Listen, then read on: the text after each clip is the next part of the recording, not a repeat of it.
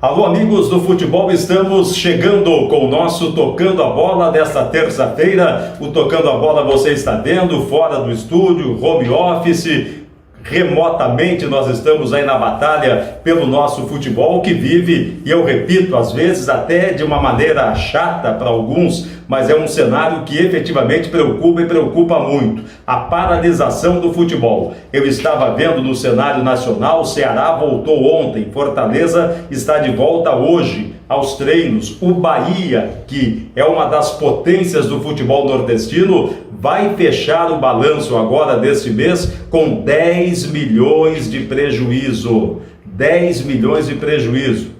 Perdeu sócios torcedores, perdeu contratos com a televisão. O Internacional, outra potência aí do futebol sul-americano, o vice-presidente de finanças disse que o Internacional só aguenta até setembro. Além de setembro, ele não aguenta mais. E aí eu fico imaginando o cenário do nosso futebol. Lógico e evidente que tem que se pensar na saúde, que há a questão da pandemia, não é? O decreto de isolamento deverá ser ampliado e até endurecido aí no dia, até o dia 5, não é? E aí a gente fica realmente numa situação extremamente preocupante com relação a essa questão aí envolvendo a volta do nosso futebol, pelo menos os treinos. E quem tem se batido muito com essa questão, quem tem se posicionado de uma maneira muito firme com essa questão, é o presidente do América, Leonardo Bezerra, que já disse recentemente aqui na 98 que, guardando as devidas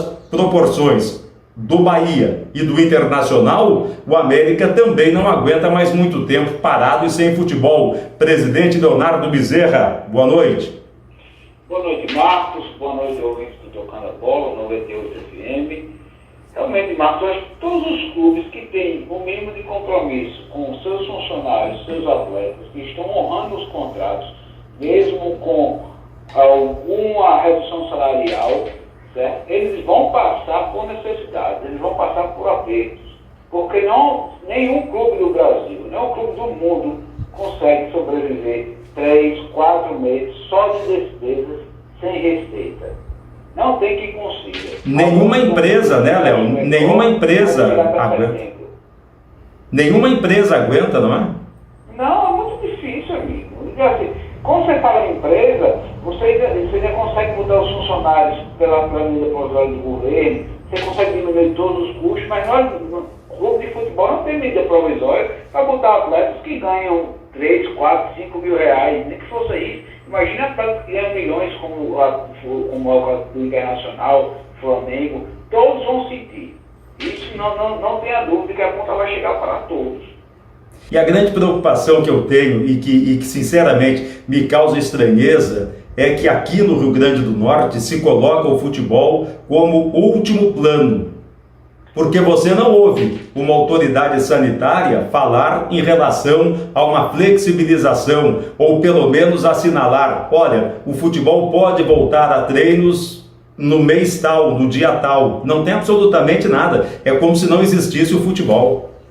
Pois é, eu não vejo as autoridades levando o futebol como uma forma de ajudar durante a pandemia, certo? Nós vemos aí pessoas dando ataques nervosos. Ontem o nosso secretário de saúde teve um colapso nervoso ao vivo daquela situação toda. Isso não é fácil de conviver, ninguém julga ninguém, mas o futebol é um momento de lazer para todos, entendeu? Então, eu acho que nós precisamos de um planejamento.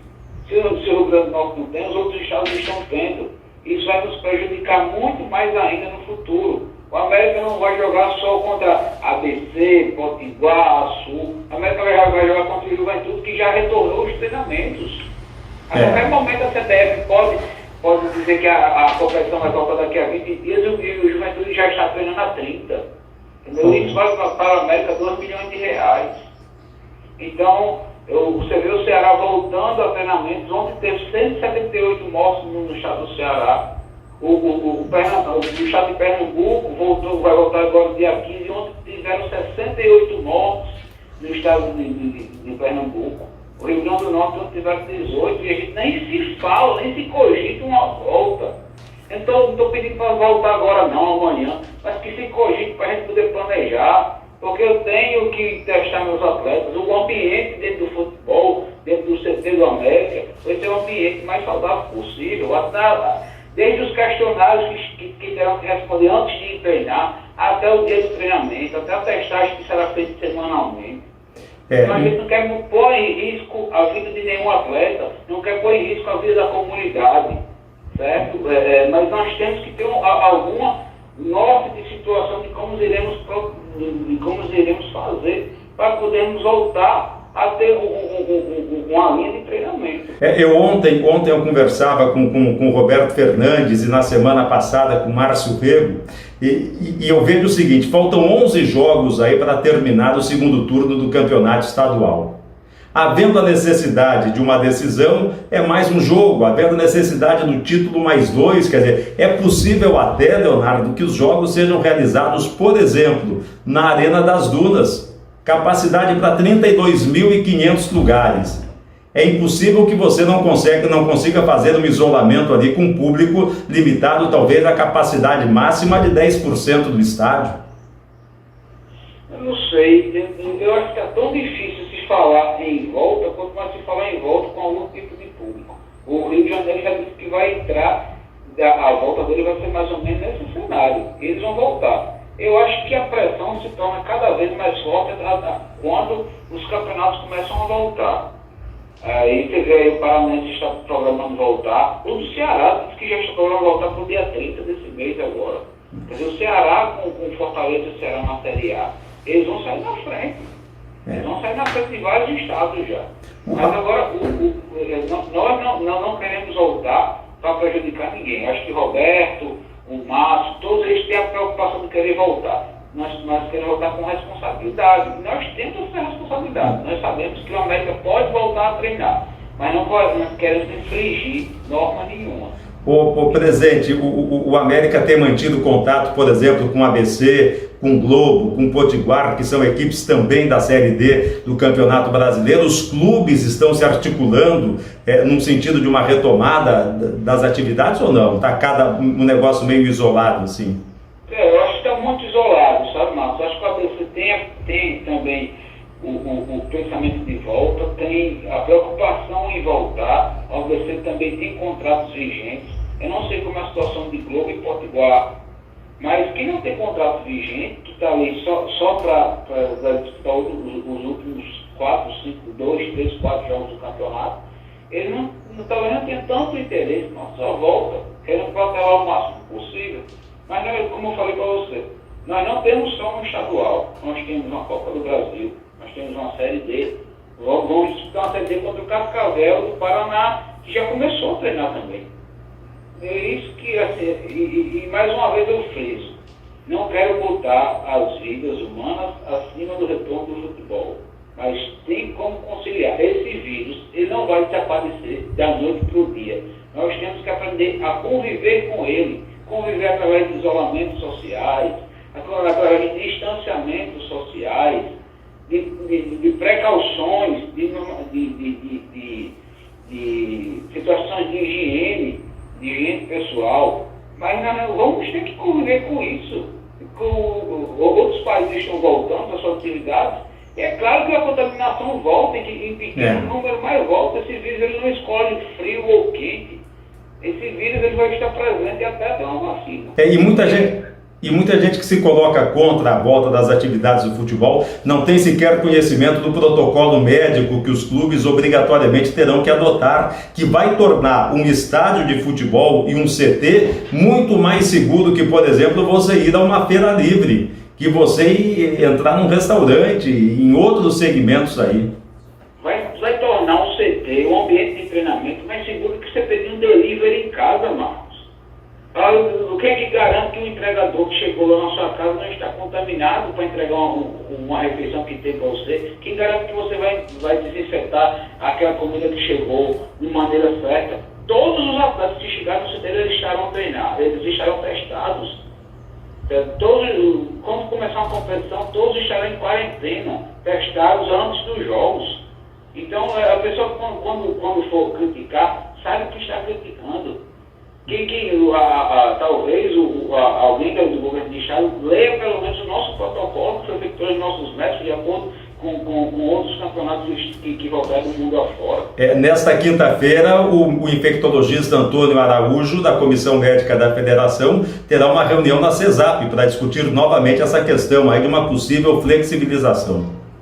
Pois é, eu sei que nesse momento a preocupação dos governantes são muito mais em salvar vidas. Isso eu compreendo demais. E também seria a minha preocupação se eu fosse um gestor nessa área. Mas eu não posso só pensar no futebol e deixar minha área social do clube ao léu. Eu tenho que pensar em tudo. Então tem que ter alguém que pense também no retorno de outras atividades. Leonardo, Augusto e Rogerinho já no bid do América na CBF. O Elias já está aqui em Natal. Felipe Guedes já está também em Natal. Esses jogadores estão esperando apenas o chamamento aí final?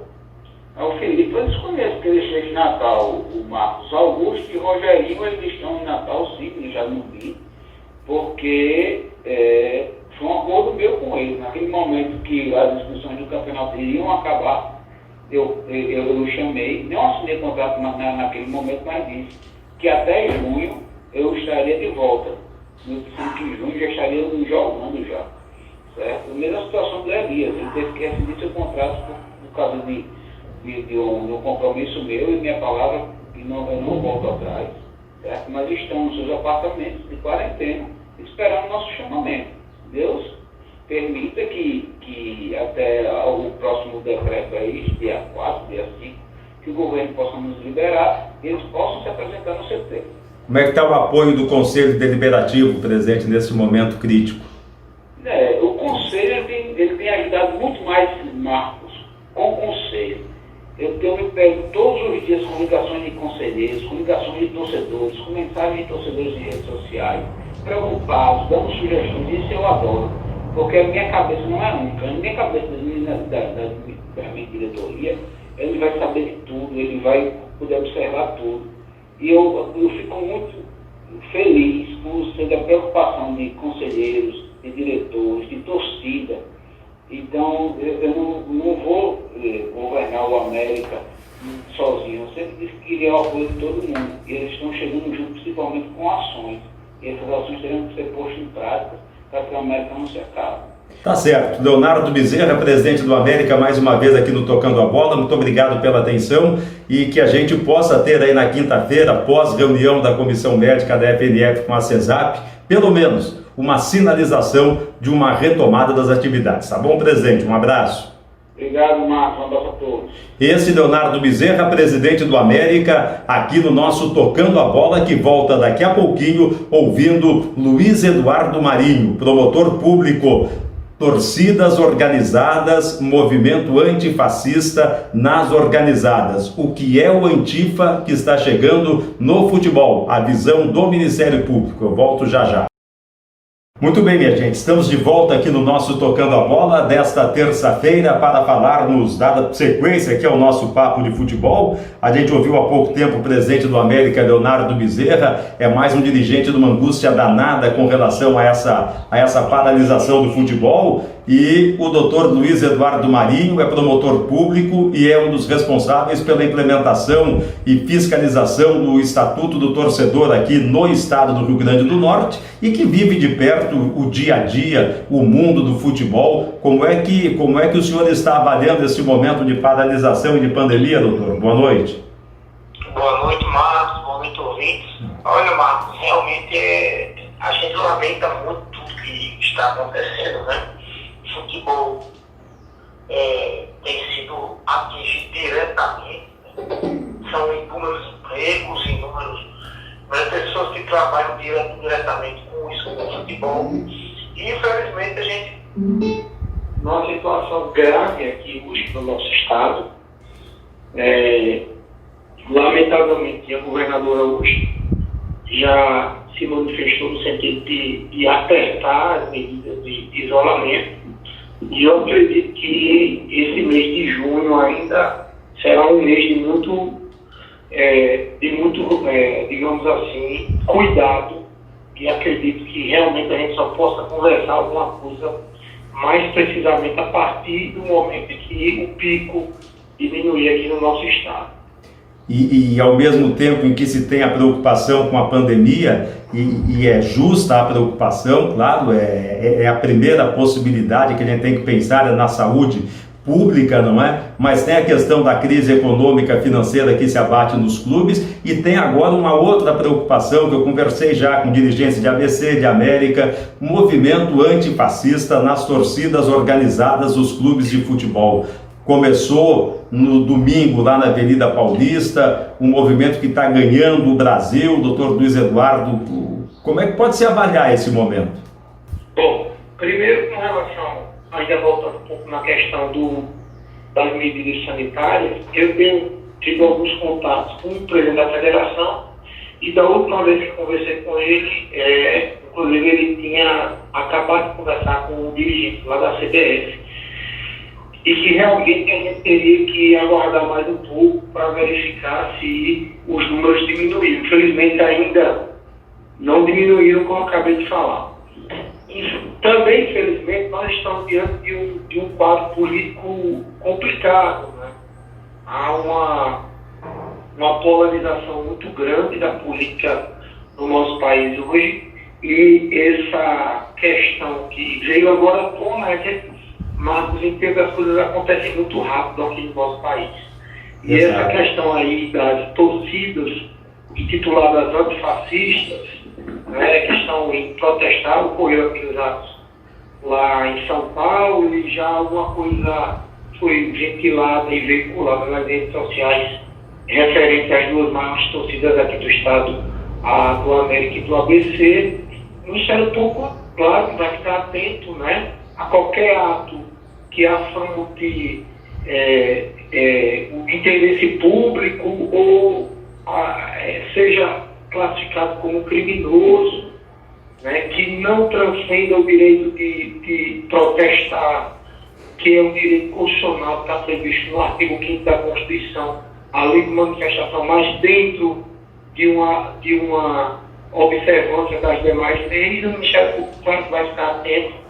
E o que me preocupa é que se existir algum processo que me preocupa, o que me preocupa é que seja feito de forma democrática, sem violência, sem agressão, sem vandalismo. Isso é que o Ministério Público vai ficar atento, e, se for o caso, logicamente, que as providências legais, inclusive penais, serão tomadas.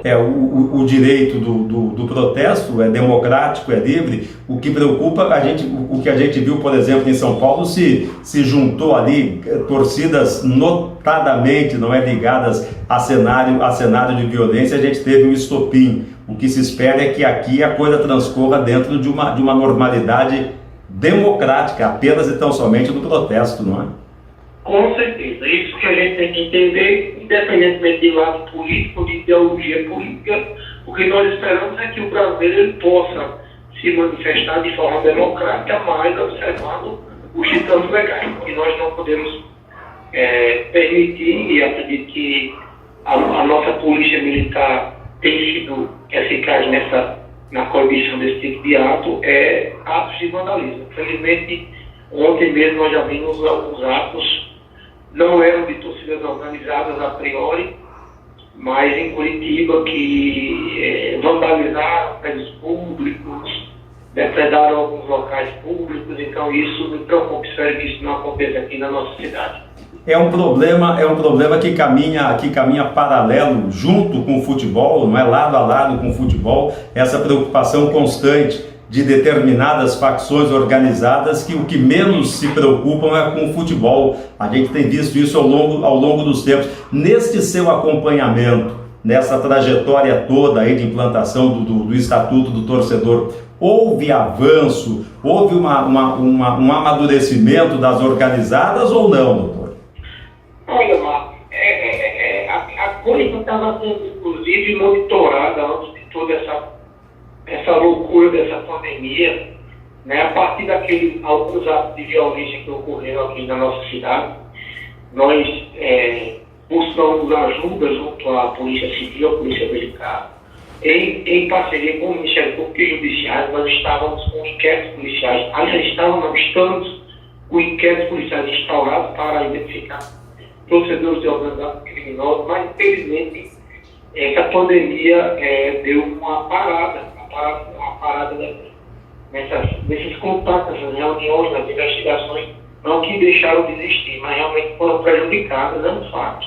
Eu não posso esconder isso dos amigos, mas nós tínhamos avançado muito no final do ano, no final do ano de 2019 para o início do ano de 2020, a gente não imaginava esse cenário nefasto que estamos vivendo.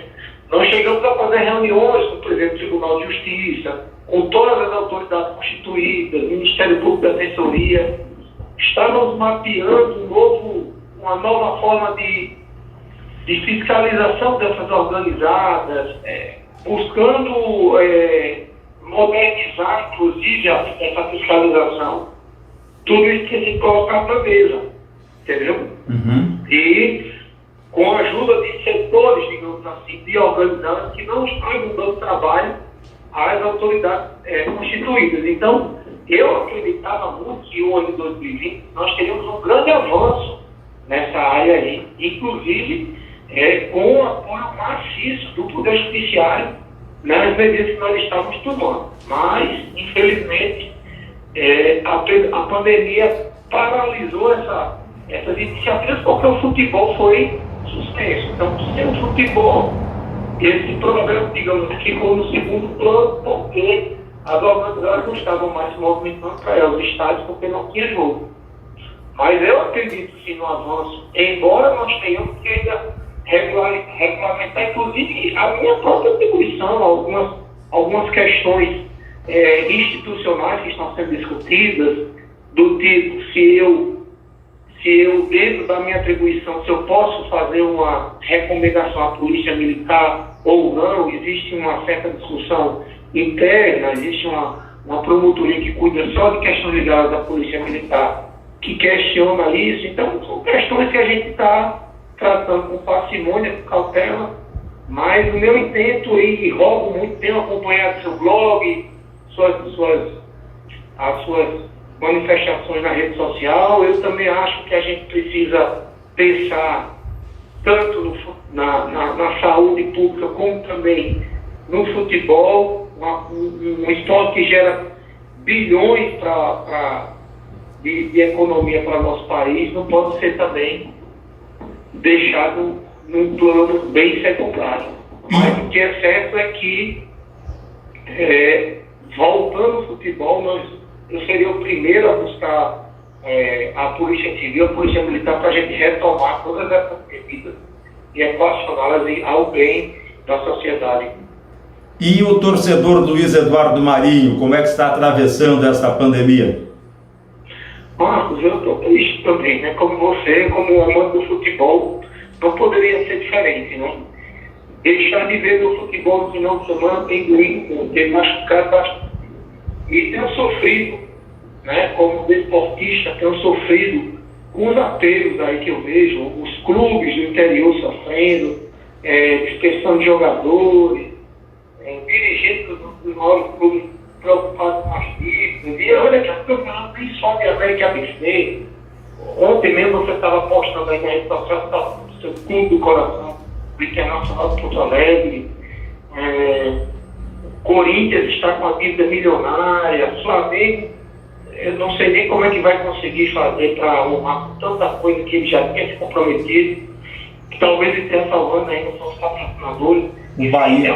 O Bahia saiu hoje, o Bahia com rombo de 10, uma projeção de um déficit de 10 milhões de reais.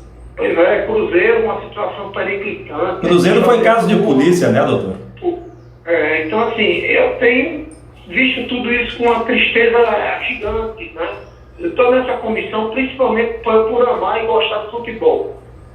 Né? Eu me afeiçoo, fui, como falava com meus amigos, peladeira a vida inteira. Hoje eu já pendurei minhas chuteiras, porque não dá mais pela idade e meu joelho já está esfacelado. Mas eu fico muito preocupado, porque eu vejo que a coisa não se resolve logo. Eu não sei, eu não tenho aqui aspectos, nem conhecimento técnico para dizer o que é certo e o que é errado, mas eu acredito que a gente tem que realmente ter um plano já de ação na manga para quando tudo isso acontecer. A gente não pode deixar para discutir o futebol só quando disser, olha, vai voltar amanhã. Senão a coisa vai complicar. A gente tem que se antecipar o problema. Muito bem, na minha opinião. Muito bem. Muito obrigado, doutor Luiz Eduardo Marinho, promotor público responsável pela implementação e fiscalização do Estatuto do Torcedor aqui do Estado, pela participação aqui no nosso Tocando a Bola. Um grande abraço, amigo. Um abraço, Marcos. Fico à disposição de todos. Tenha uma boa noite. E qualquer coisa, você sabe que eu estou sempre pronto para discutir na busca de um futebol melhor para o nosso Estado. Muito bem, a gente ouviu aí o promotor público Luiz Eduardo Marinho, ouvimos no primeiro bloco o Leonardo Bezerra, presidente do América. O assunto é esse. Do ponto de vista de negociações, de contratações, o América já tem então o Elias Júnior, que está em Natal, já tem o Augusto e já tem o Rogerinho. 3 atacantes com a mesma característica. Prestem bem atenção, 3 jogadores com a mesma característica. Felipe Guedes vai ajudar muito na pegada ali do meio de campo. E o ABC, presidente Bira Marques, iria participar do programa de hoje, mas compromissos com a CDL de Parnamirim impediram. Quando é que o ABC vai começar aí o processo de volta? Essa é a dúvida. Vai ou não vai renovar o contrato de Jailson? Igor Goulart fica ou não fica no ABC? São questionamentos que eu espero que essa semana a gente consiga alinhar aí com o presidente Bira para que ele participe aqui do nosso Tocando a Bola. Tá bom, minha gente? Um grande abraço a todos, muito obrigado pela atenção. Amanhã, 19h30, aqui e no youtube.com/98FM Natal, eu estou de volta.